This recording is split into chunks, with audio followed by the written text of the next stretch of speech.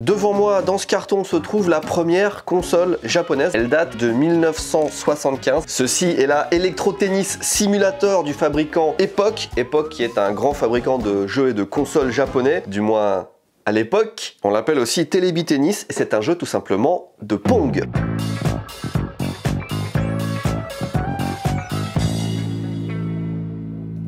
En 1972 sort Pong sur borne d'arcade, c'est Atari qui a fait ça, ça a tout cassé, c'est vraiment le premier jeu vidéo qui a rameuté les foules. Je vais vous dire même, la première borne d'arcade Pong, le prototype, il est tombé en panne et quand les dépanneurs sont arrivés, ils se sont rendus compte qu'il est tombé en panne parce que le monnayeur était trop plein. Les gens mettaient trop de pièces, ils jouaient trop, il y avait la queue pour jouer à Pong, c'était une dinguerie. Du coup, tout le monde a copié. Il y a eu des dizaines, des centaines de jeux Pong et puis il y a eu des bails à base de procès et de machin parce qu'en vrai, c'est pas vraiment Atari qui a fait le premier Pong, c'était Maniavox quelques semaines ou mois plus tard sur sa console Odyssey, première console du monde, qui avait sorti un jeu qui s'appelait Ping Pong, qui était un petit peu différent. Ça n'a pas empêché que tous les constructeurs du monde d'électronique sortent leur version de Pong en console de salon. Et en 1975, le marché est inondé de consoles de salon. Et celle qu'on a là, c'est la première qui arrive au Japon. Apparemment, la première année, ils en ont vendu 5000 et au total, à peu près 10 000. La particularité, attention, c'est que c'est une console 100% sans fil. Vraiment, regardez tout autour, il n'y a aucun endroit où on peut brancher un câble. Cette console fonctionne à pile et elle est reliée à la télé par un système d'antenne par onde. C'est un truc assez incroyable. On avait vu la technologie aussi sur une autre console de Sega, mais quelques années plus tard. Là, on est en 75 et malheureusement, c'est là que la nouvelle mauvaise tombe. Je ne possède pas cette petite antenne qui était reliée à la télé. Je suis un petit peu déçu. Je vous ai dit, cet objet est quand même assez rare. 10 000 ventes, c'est pas beaucoup.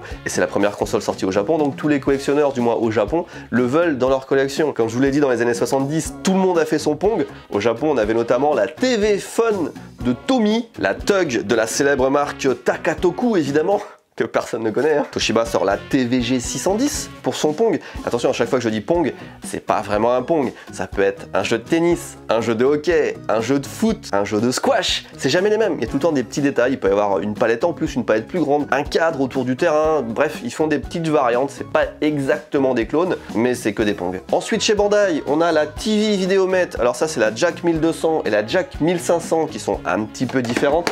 Là, on voit bien les différents sports qui sont proposés, hein. Le hockey, le foot, le tennis, le badminton, que des trucs qui ne sont absolument pas des Pong. Encore une console de l'époque, la TV Game System 10, la Grandia Prix 77, il y avait des jeux de course et des Pong. La Telespo, la Telebi Game TYTG 40 de National, c'est Panasonic du coup. La Vidéo Attack 7, la TV Computer Games de chez Kodak, 9000 exemplaires seulement, elle est en parfait état celle-là, incroyable, bel objet de collection. Et là j'ai une version américaine à vous montrer aussi, la Paddle 4. Toujours le même concept. Je vais pas toutes vous les montrer, mais il y a quand même une dernière qu'il faut que je vous montre, puisque Pong a donné naissance aux consoles de salon quasiment. Et parmi elles, il y en a une qui a particulièrement bien marché. C'est la Color TV Game 6, la première console de Nintendo. Et sans Pong du coup, pas de Electro Tennis et pas de Color TV Game 6, potentiellement pas de console Nintendo. En plus on pourrait peut-être dire que c'est grâce au succès de Pong que les Japonais ont commencé à faire des jeux vidéo et en 1978, juste après, ils ont sorti Space Invader. Bref, le jeu vidéo était né et ceci est une pièce de l'histoire. Alors on ne peut pas la tester cette console malheureusement comme je vous le disais, mais avec Jérémy on va tester un autre Pong pour que vous voyez un petit peu ce que ça donne juste après la présentation de notre sponsor. Ces displays, encore une fois évidemment les posters en métal, vous connaissez maintenant, c'est eux qui nous permettent de compléter notre collection de jeux vidéo, mais attendez, aujourd'hui je vais vous en montrer un qui est vraiment très spécial. Pour une fois on va le déballer ensemble parce que celui-là je viens de le recevoir et c'est une nouveauté de chez Display que je découvre avec vous. Regardez-moi déjà cet emballage de qualité. Putain, j'ai pas envie de briser le seau. Je vais essayer de le faire. Non, si, allez, vas-y.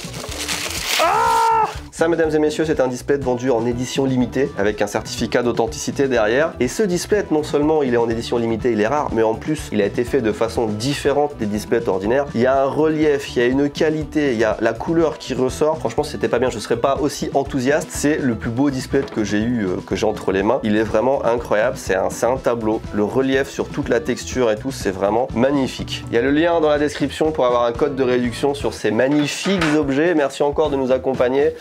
Franchement, elle est vraiment trop beau. Celle que nous allons tester, c'est la TV Game Sportstron. Sportstron, une petite dinguerie Coca-Cola. 10 000 exemplaires, un truc comme ça, c'est pas un truc Il fallait participer à un concours avec des capsules de bouteilles Coca-Cola pour pouvoir participer à une loterie qui permettait de gagner cette console. Alors c'est une version en noir et blanc, contrairement à la version de Nintendo qui était en couleur. Ce qui est bien, c'est que ça change de Pong, quoi.